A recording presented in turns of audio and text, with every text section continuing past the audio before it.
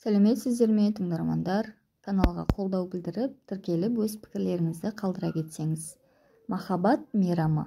Ильяс Есенберлин. Жалғасы. Нәрестелерінен тірідей айырылған қос жұбайға бірте-бірте қайғыларын ұмытуға Еркебұлан себеп болды. Ол әке-шешесіне деген махаббат, мінез-құлық таба білді. Сөйткен жалғыз ұлдары мынандай кеселге шалдықты. Асығат пен қырмызы күйінбегенде кім күйінсін? Асығат пен қырмызы жыламағанда кім жыласын? Екеуі екі бөлмеде таң саз бере ғана талмаусырап көз іліндірді. Ал таңертең Асығат тіпті бөтен адам боп түрегелді. Кешегі ұрған бірден қартайып кеткен адамдай бүкірие қалған Асығат емес, бөтен Асығат. Қимылы да сабырлы, сөзі де орнықты. Баласына шын жаны ашыған әке құр қайғыдан ештеңе шықпайтынын түсінген. Болған іске болаттай боп баласының тағдыры үшін күресуге бел буған. Демек, сонда қалай күреспекші? Қай жағынан бастамақ? Дәрігерлер консилиумы Еркебұланды депрессияға ұшыраған деген қорытынды шығарғанмен, әкесі оны бұл жамандыққа қимады. Ойлай-ойлай баласының кенет мұндай күйге ұшырауы не жұлдыздан келді, не өзімізден болды деп жорамалдады. Өйткені әкесі мен шешесі жалғыз ұлдарын тек жақсы көрумен болған, не тілесе соны орындауға тырысқан. Ал қиындыққа, өмірдің кейде кездейсоқ келетін соққысына қарсы тұратындай етіп шынықтырмаған. Баласы өзінің көрген қиындығының мыңнан бірін көрмей өсті. Сондықтан ол өзіне тиген бірінші соққыны көтере алмады. Әрине, ол қандай соққы әкеге әлі беймәлім. Жұлдыз дегені де құр жорамал. Әйтсе де баласына бір соққыны тигені даусыз еді. Сол соққыдан құтылам деп арақ іше бастады. Бұрын араққа үйренбеген жасқа бұл да қауіпті жол. Кімді болса да шатыстыруы мүмкін. Мүмкін. Қайткенмен де мен Еркебұланым үшін күресуім керек. Онсыз маған өмір жоқ. Ал ол тіріде. Ақын Асығаттың көзі бір сәт қабырғадағы айнаға түсіп кетті. Өз суретіне өзі таң қалды. Бұрын қандай еді? Кенет ол көзін жұмды. Алыстан таяу түскен толқындай дәл осы сәтте оның жүрегіне тізбектелген жыр шумақтары туды.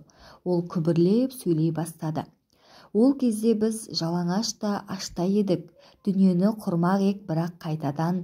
Өйткені біз жалын жанды жас едік. Өн бойында асау жігер қайнаған. Енді міне көңілді қайғы қаптаған. Тұрғандаймын тозып 90 жасқа кеп, өзіме өзім қараймын да таң қалам.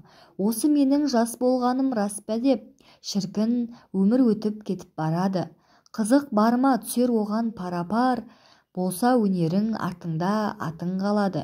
Өлгенге одан бірақ қандай пайда бар? Ұлым еді өмірімнің жалғасы, онсыз менде өткен көптің бірімін. Жоқ, ерте төгілмекші көз жасым, ол тіріде, мен де әлі тірімін.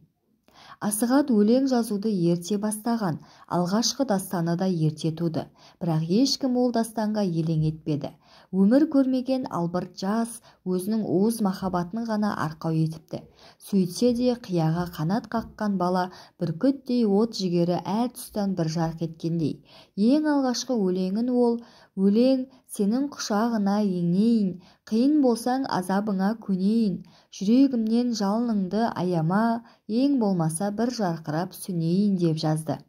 Оның шөу дегеннен махаббат тақырыбына бой ұруы да жайдан жай емес. Қырмызы атты бір періште мұның жүрек әміршісіне айналып еді. Қырмызым, қуанышым, күндей күлген деп өзеуренгені де сондықтан. Олар осыдан 3 жылдан кейін ғана үйленді. Бірақ тек махаббат әуселесімен қалды ма, алғашқы дастанынан жоғары көтеріле алмады. Кейбір сыншылар Асығат қоғамдық биікке көтере алмады деп сынады. Кей жағдайда махаббаттың да жалпы адамзат жырына айналып кетуі мүмкін екенін ескертіп жатпады. Асығаттың алғашқы сүреңсіз күндері міне осылай басталды. Әрине, оның ақындық қабілетіне шүбә жоқ. Жырлаған тақырыбы сыналды. Сен ұлы құрылыстарды, түрксипті, магнитогор, магниткасын, қарқынды 5 жылдықтардың екпінді еңбектерін көрмейсің, тек өз басыңның ләззатын ғана жырлайсың деді. Бұл ақынға айтылған үлкен сын еді. ал заманына көшіне тілегімен ілесе білуді Асығатта армандайтын. Тек соғыс жылдары және одан кейінгі мерзімде Асығаттың фашизмге, зұлымдыққа қарсы ақындық даусы қаһарлы шықты. Міне, қазір тағы үлкен бір сүбелі еңбекке кіріскеніне 2 жыл болды. Ол өзі ұлы Еркебұланмен кішкентайдан тіл табыса білді. Оның әділетшіл, шыншыл, сұлулықты сүйгіш болып өсуіне әкенің көп жәрдемі тиді. Ол кездегі қаладағы қазақ балаларының көбі ана тілін білмейтін. Еркебұлан олай емес еді. Ал әке-шешесінің Еркебұланға деген махаббаттарында шек жоқ еді. Олардың өзін қалай жақсы көретінін бұл да білетін. Жас кезінде болған бір әңгіме әлі күнге дейін оның есінде. Әдетте Асығат әйелі мен баласына қалада болған жаңалықтарды, не кітаптан, газеттен оқыған ерекше оқиғаларды, қызық әңгімелерді айтып отыратын. Бір күні әкесі, мен бүгін Американың бір тілшісі жазған адам таңғаларлық оқиғаны оқыдым, деді. Сенуге де қиын. Иә, ол қандай оқиға екен, айтсайшы, деді шешесі. Айтамын ғой, тек шындыққа ұқсамайды. Шешесі күлген. Айтқанынша адамды қызықтырып болдың ғой. Әкесі де күлді. Әйтпесе әңгіменің қызығы бола ма? Жарайды, айтайын. Экспресс пойызында отырған американдықтар бұлармен қатарласа жүгіріп келе жатқан бір жас әйелді көреді. Алтындай сары, ұзын қою шашы желмен ойнап артына қарай жайылып кеткен. Жүйткіген пойыздан қалмай жан таласа құстай ұшып жүгіріп келеді. Бір сәт терезелерінен жолаушыларға қарағанда әлгі әйелдің жан-жағын бір көгілдір шар сәуле қоршап алған көрінеді. Жұлдыздай аққан пойыздан озамын деп зымырап келе жатқан көгілдір сәулелі әйелді оторба жүргізуші машинистер де көреді. Кенет олар алдарында бір қорқыныш зат жатқандай пойыздардан тоқтатады. Сол сәтте әлгі көгілдір сәуледе әйел де жоқ болады. Пойыздағылар жерге түседі. Олар теміржол рельсінің үстінде байлаулы жатқан 2 жасар баланы көреді. Соңынан баланың әкесі табылады. Бұл менің балам, ал жүгірген жұрттың суреттеуіне қарағанда ол менің бұрынғы әйелім. Осыдан 2 жыл бұрын осы баланы тапқан сағатында өлген, дейді. Баласының рельске байлаулы жатқанын біліп, пойыздан бұрын жетемін деп жан таласып жүгірген секілді. Ал баланы рельске кім байлады? Деген сұраққа ол, өгей шешесі, былтыр үйленгем.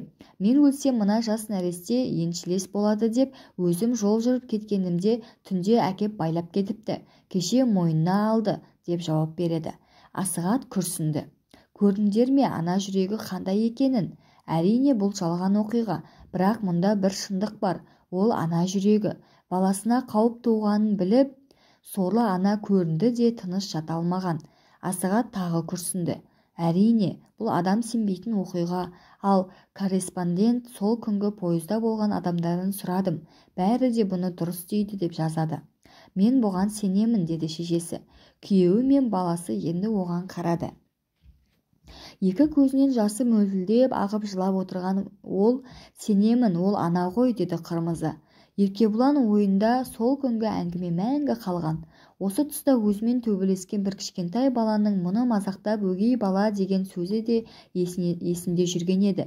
Шешесінің мына сөзін естігеннен кейін және өзін қандай жақсы көретінін ойлап, өзінің өгей бала емес екеніне сенген.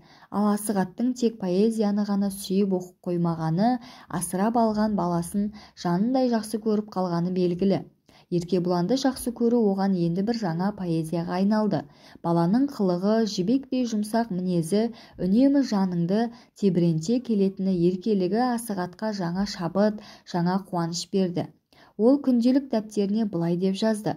Айналайын құлыным балапаным, жайдым сенде пәк үміт алақанын. Жақсы болсаң өтермін қуанышта, жаман болсаң шықпас күн, атпас таңым. Еркебұланды сол ауылдан алып келген күннен бастап өзімен бірге төсегіне алып жатты. Бір жаққа шықса көргенінше асықты. Мәскеуге, Ленинградқа барғандарында оған сан түрлі ойыншықтар алып келді. Ұмытпаса Еркебұланы 5-ке толғанда болуы керек. Әкесі оған бір күні балалар бірінің үстіне бірі қойып мұнара істеп, не болмаса біріне бірін тіркей пойыз құрып ойнайтын. Сан бояулы 4 жағы бірдей 30-дай текше қобдишаларды сатып әкеп берді. Ғажап, Еркебұлан осы қобдишаларды алғаннан кейін бұрынғы ойыншықтардың кішкентай машиналарын да, резине піл жолбарыстарын да былай тастады да күні бойы әлгі текшелермен әуре болды да жүрді. Біресе үстіне қатты мұқаба жауып үй жасайды. Үй болғанда қандай? Кәдімгі микроаудандардың көп қабатты үйлерінен аумайды. Көгілдір қабырғалары текшелерден терезе, ал сұрғылт түстерлерінен үйдің қабырғаларын тұрғызды. Біресе темір жолды қуалай иреңдеп жүріп келе жатқан вагонды пойызды жасайды.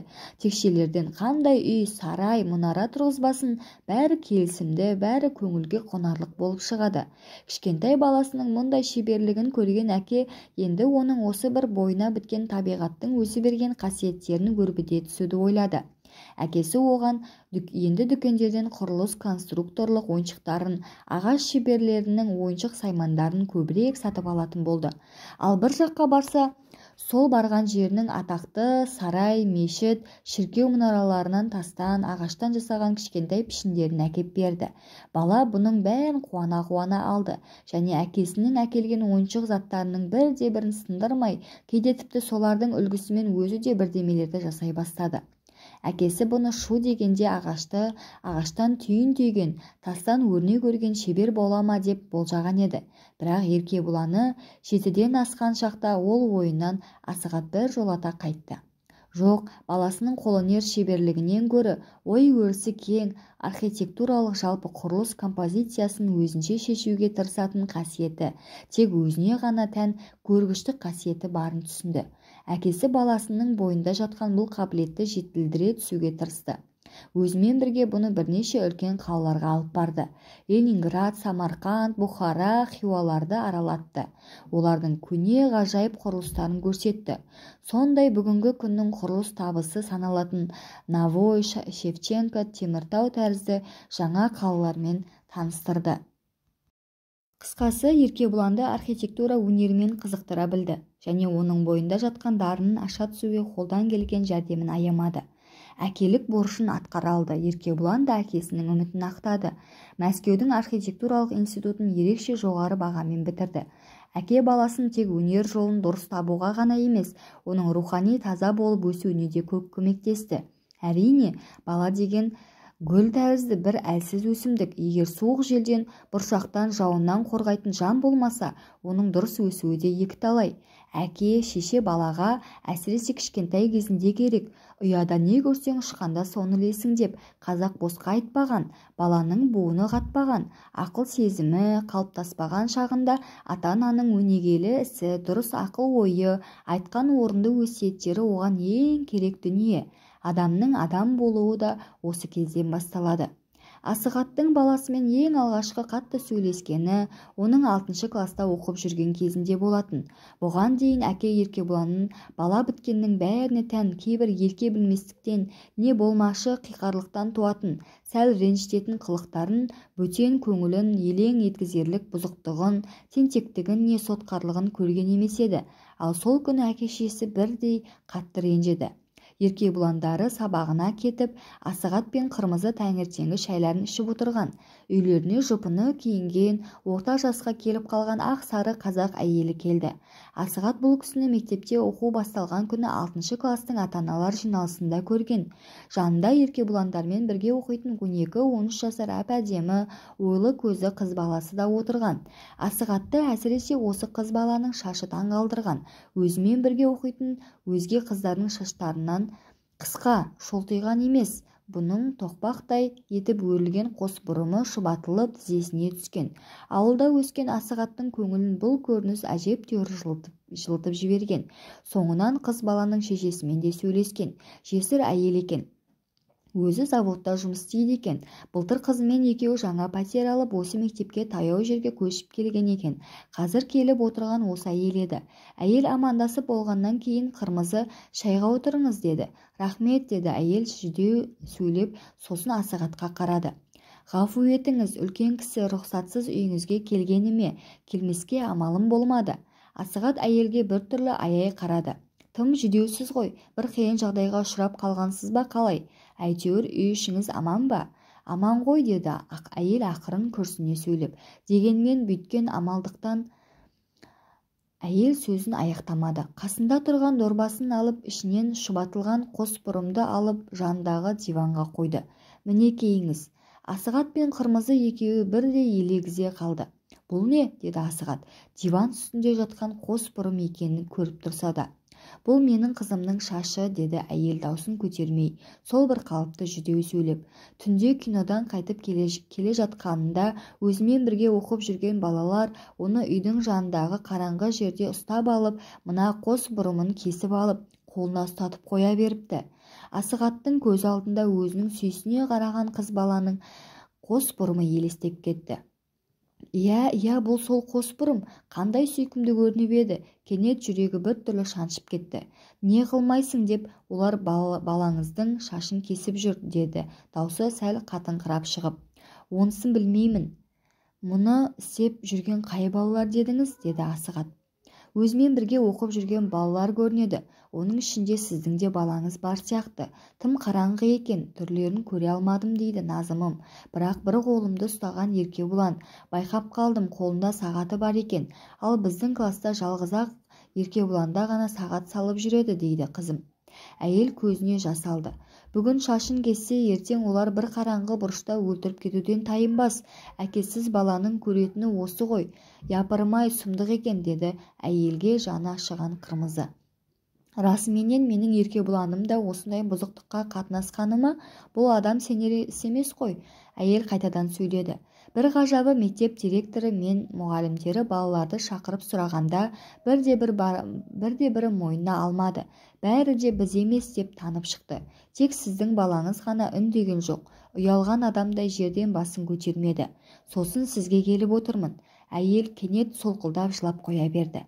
Әлгі кәмелетке жетпеген кіп-кішкентай Назымымды соншалық қорлайтындай ол бейшара не істепті? Соңынан барып белгілі болды. Пәк сезімді әдемі Назым бұрын өзімен бірге балалар бақшасында болған. Ал қазір осы мектепте бөтен класста оқып жүрген өзі құрбылас баламен достасады. Екеуі кейде бірге киноға барады. Бірінен бірі сабақтарын сұрасып кездесіп жүреді. Өздерімен емес, бөтен кластың баласымен достасып жүргенін қызғанған Назыммен бірге оқып жүрген балалары оған қой дейді. Әсіресе Назыммен бір партада отыратын сәл тентектеу Сәлім жанындағы қызға, егер сен бөтен кластың баласымен достасатын болсаң, бізге өкпелеме деп қорқытады. Бірақ бөтен кластың баласымен тек балалық адал достығы ғана бар. Назым бұған мән бермейді. Сөзін тыңдамағанға ызаланған және өзге балалар жанындағы қызыңнан айырылып қалдың деп өзін ойнап мазақтағанына шыдай алмаған Сәлім ақырында жолдастарын Назымды үйретуге көндіреді. Жолдастары бұның бәрі ойын санайды.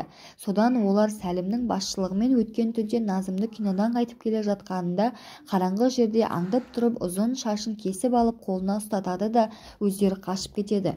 Шашының қайтадан өсетінін білетін балалар бұл істері тек қыздың өздерінің сөзін тыңдамағанын, бұларды менсінбегенінің айыбы санайды.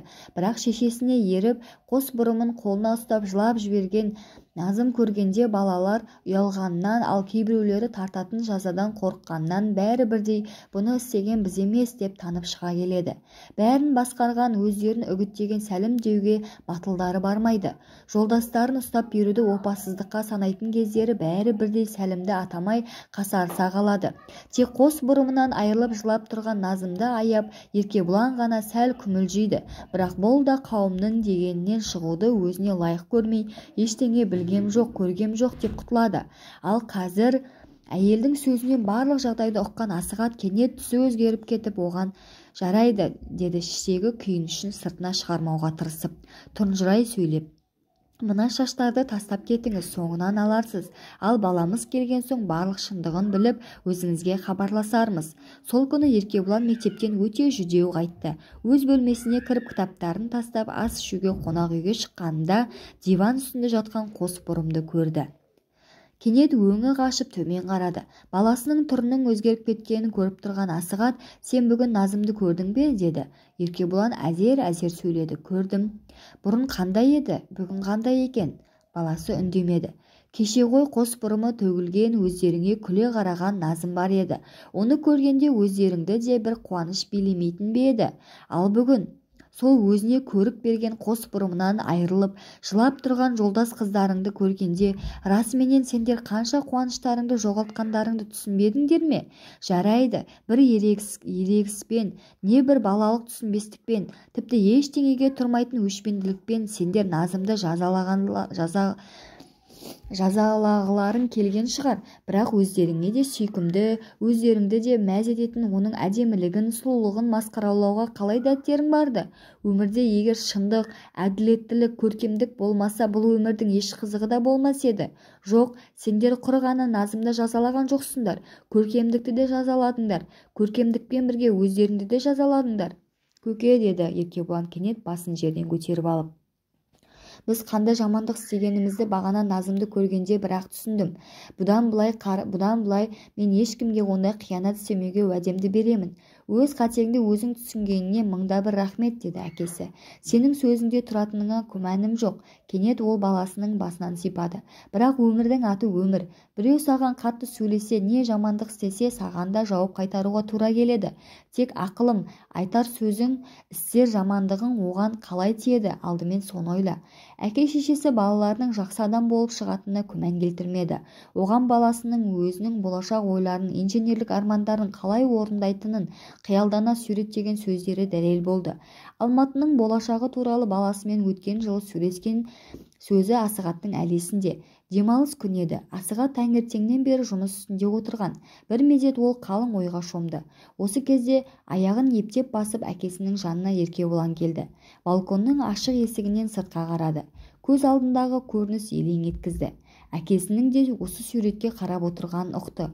Қарлы алатау бір ғажайып құстың қос қанаты тәрізді қаланың үстіне қалқып, төңіректі бауырының астына алғандай. Тау қойнауындағы шаһар Асығаттың жұмыс кабинетінің терезесіне бір түрлі нұрланып, сәулелене көз тартады. Тау төңірегіне күздің алғашқы күндері келіп, қайың, қарағаштың жапырақтары сарғайыпты. Бақшада қала алаңдарындағы қызылды, жасылды гүлдердің жұпар иістері мұрынды жарады. Ал терезе алдында гүл шоқтары тоқылған кілем тәрізді. Кенет селдір бұлт астынан күн шығып, қала қобдишадан алынған гауһар тастай жарқырай қалды. Алатаудың бөктеріндегі қала ертедегі гүлстан тәрізді адамның қиялына сыймас бір керемет сұлулыққа шомыла түсті. Әкесі мен баласы осынау кенет өзгерген қала бейнесіне таң қалып оған бұрынғыдан да сүйсіне қарады. Алматы қандай сұлу, деді Еркебұлан.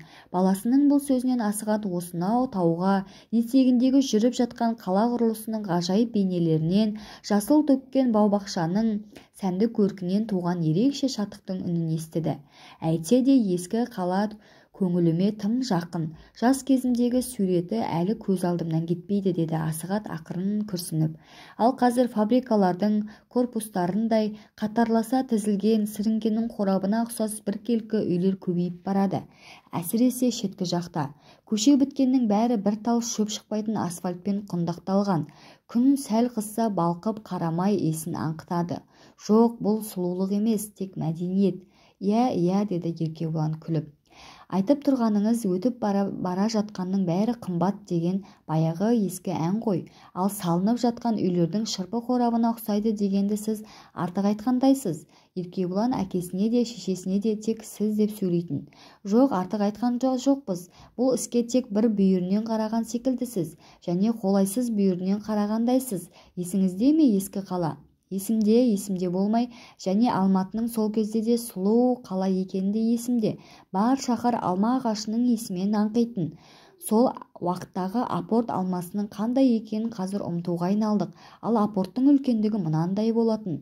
Ол қос жұдырығын көрсетті.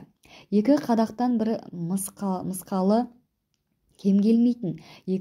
Сондай алманың бір арбасы екі-ақ сом тұратын. Сол кездің тілімен айтқанда екі-ақ сөлкебай. Бірақ әр нәрсенің кезегі бар. Асықпасаңыз әлі Алматының ортасында бұлбұлдар сайрап, көшелерінде алма ағаштарының жұпар иісі аңқитын күндер де туады.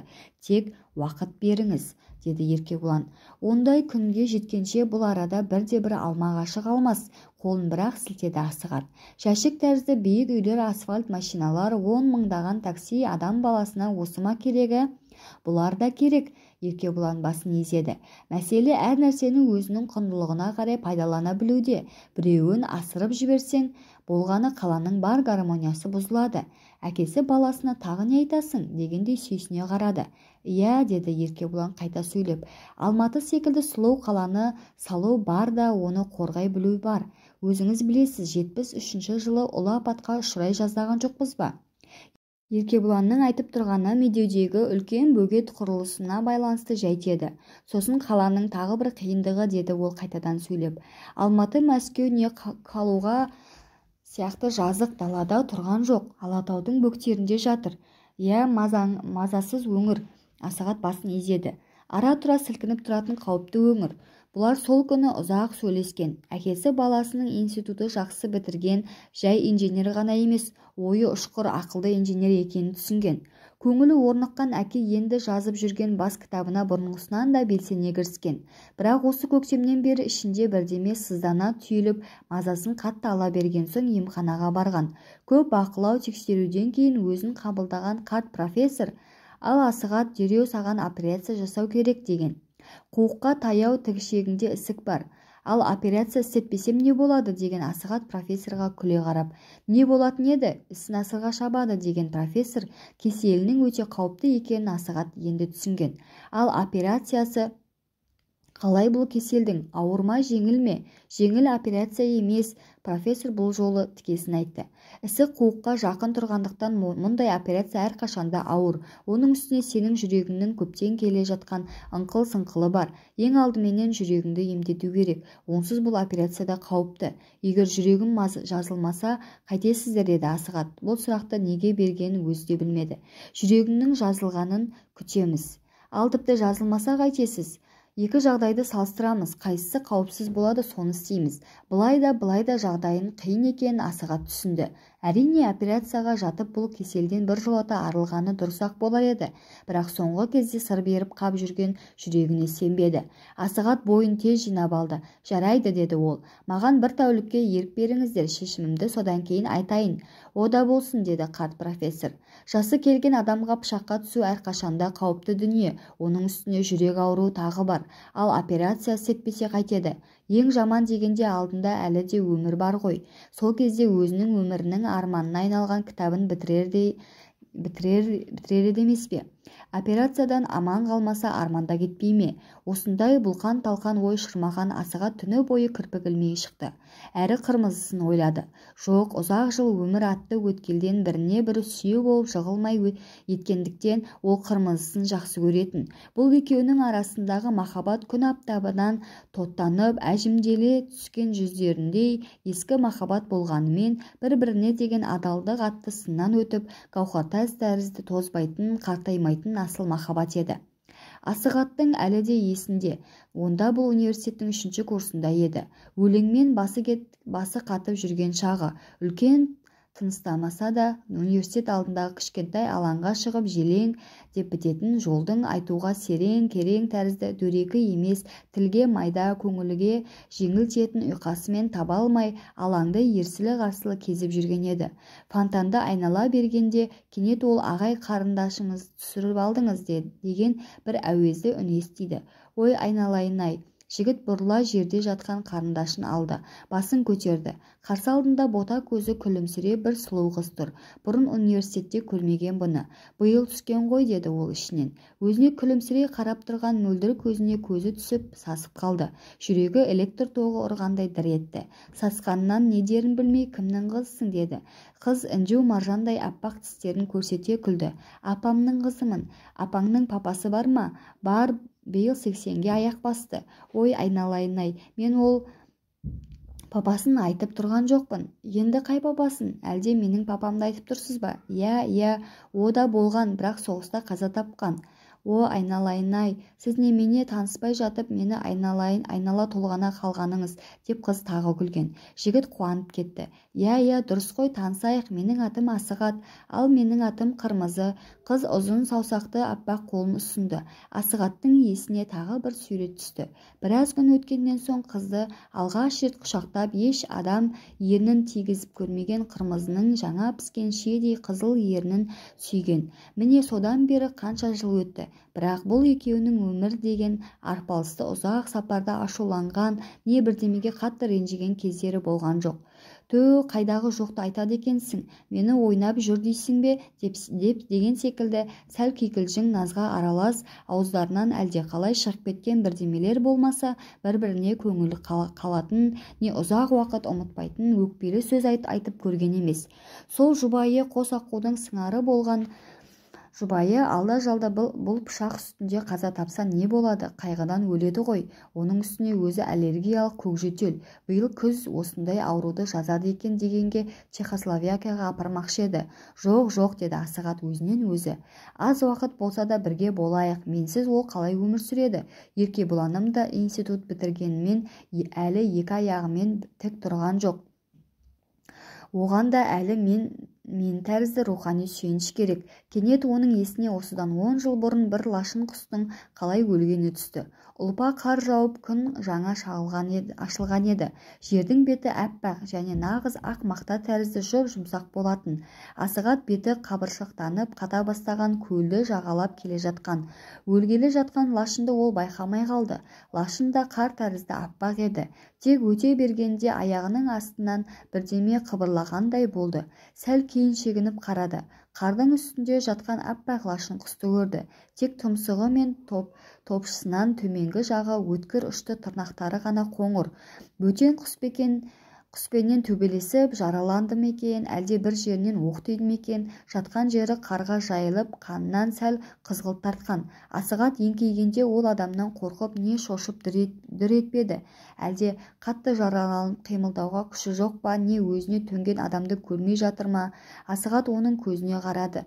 Жоқ, ол әлі тірі екен және өзіне төнген адамды да сезген тәрізді, бірақ қимылдар емес. Асығат қайтадан енді оның көзіне үңіле қарады. Сарғылт көзін аспанға қадап, лашын телміре қалған. Қар жауғаннан кейін ашылған аспан көкпеңбек еді. Осы көгілдір аспанды күнде сан кезіп, өзінің табиғи еркіндігін мадақ етіп жүрген ақ лашын қазір сол қуанышына ең болмаса бір көтеріле алмағанына өкініп жатқандай. Асығат құс қасіретін түсінді.